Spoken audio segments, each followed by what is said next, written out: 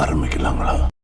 ரஜினிகாந்த், விசுனு விஷால், விக்ராந்த் நடித்துள்ள லால் சலாம் படத்தின் இரண்டாவது ஜலாலி பாடல் வெளியாகியுள்ளது.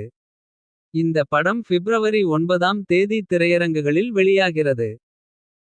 Link in the comment box. In my life, I have read about two legends. One is Bruce Lee and one is Michael Jackson.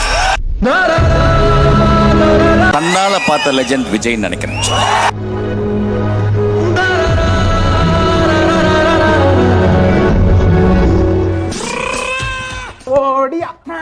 Channel வச்சிருந்தேன் அழகா video போட்டு ஒண்ணு விளங்கல